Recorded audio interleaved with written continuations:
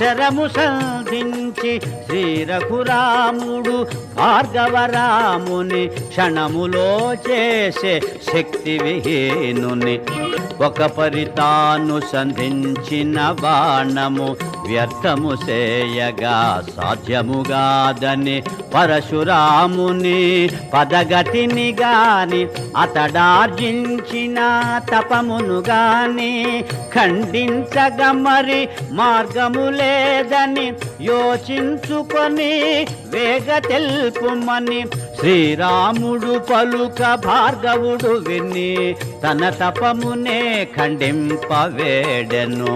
పరశురాముని తప ఫలమును రామబాణము త్రుంచివేశను.